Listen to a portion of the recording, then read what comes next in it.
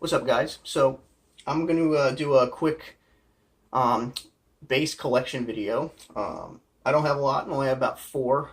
Technically six. Two are not in commission right now. But I want to do this for a while, so let's go ahead and get started. So this has been my main bass for probably 4 years now. This is my acrylic bass, and I'll run through some of the specs really quick. So what we have is just acrylic, maple neck, rosewood board. The board is covered up by tape. Basically, it's the white is nylon tape, and the silver is aluminum tape. So as far as aesthetics, it also has mirror pick guard to cover up the control cavity, so you don't see the wires. It's also got one on the headstock. You can see it. On the back, this bass was actually signed by Billy Sheehan, which is super cool. Spurtle locking tuners. Kaler tremolo bridge, an MEC in the bridge, and an EMG JX in the neck. Both active pickups, and all three of my electric basses all have the 24 volt mod. And other than that, so the control cavities is actually just a volume, controls both pickups. These are actually wired together, so one volume turns them both on.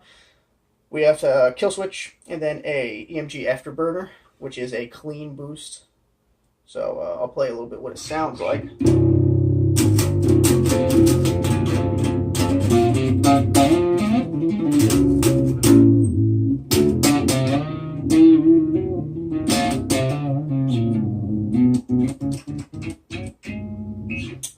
And I guess with the EMG, she does a...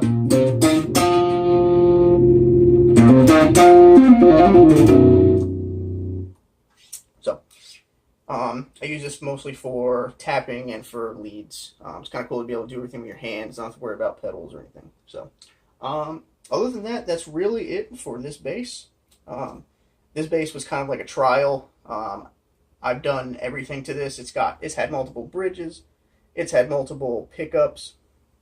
Its entire control cavity has been rewired and done about 1 million times. And this is finally the final version of it. And it's just pretty perfect for what really I have needed. And can't wait to use this for a really long time. So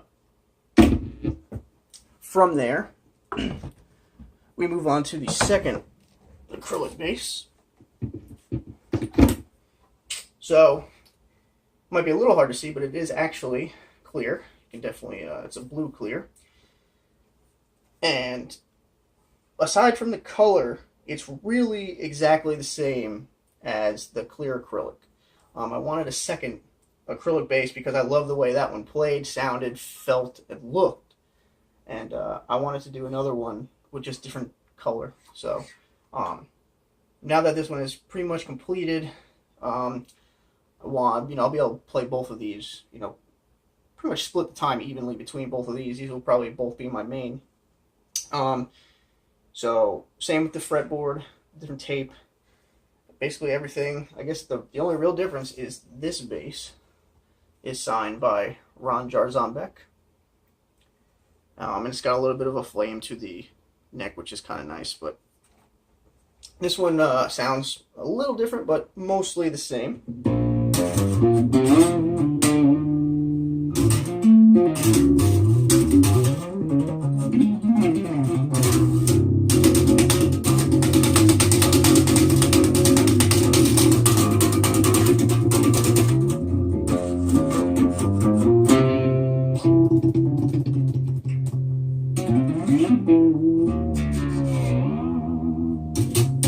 So, not much to say about this one.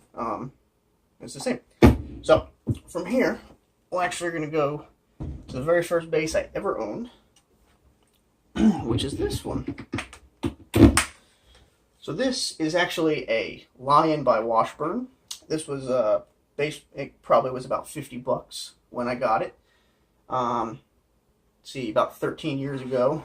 Now I got it when I first started playing when I was 16, and this is the bass I feel most comfortable with. It also sounds really good. The difference is it's got a fixed Kaler on it. It's got the afterburner as well as the volume, and there's no kill switch on this one. It's also just got the P-bass style pickups, regular EMGs, same fretboard tape as well. I got that idea from Lucas Man from Rings of Saturn. He didn't do it as extreme as this, but I originally did it the way he did it, and then I really liked the way it looked. It didn't change the sound or the feel, and I said, you know what, I'll do it. The only other difference between this one also is it has a hipshot detuner on it, so you can go from being in mid C right now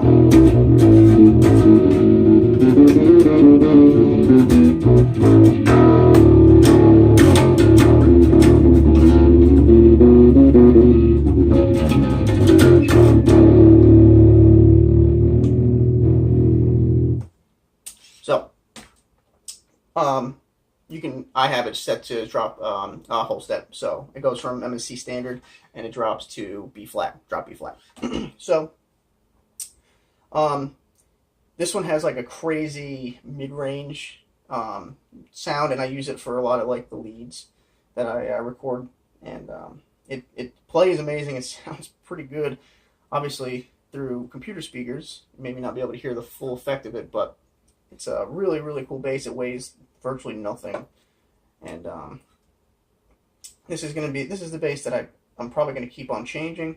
I want to change this bridge to have the Ghost hipshot, like the Ghost frets on, or the Ghost preamp on it, so you can have a piezo system, kind of like John Petrucci things, when I can get the funds for that. But yeah, so that's it for this one. Now the very, very last bass we have is the brand new one, which is this Specter Timbre Acoustic. As probably most people know, acoustic basses are not only rare, but they aren't practical, really, because they don't sound as good. This bass kind of goes against all that, and it sounds incredible.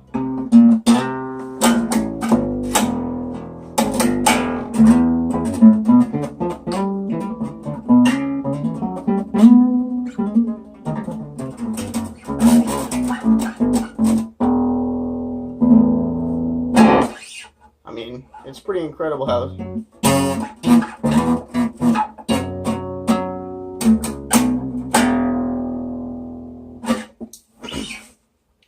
it's really lightweight. One of the best playing basses I've ever actually played, to be completely honest. It's got an amazing neck on it, and as of right now, you know, this is the best acoustic bass I've ever played. And it just sounds amazing. I've always wanted an acoustic bass that I can actually jam on, and it sounds really, really good.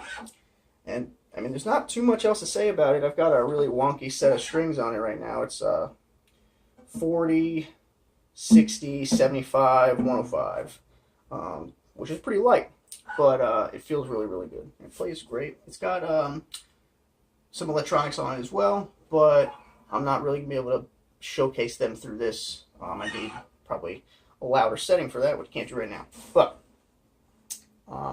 that's really all the basses that I own. Like I said, I actually have two, like, I think they're from the early 60s or late 60s basses, like semi-hollows, but they're pretty much decommissioned right now and will be for a while until we can completely rebuild them. So it'll take a bit. But that's pretty much it. This video was a little longer than I wanted it, but yeah, so hope you all enjoyed.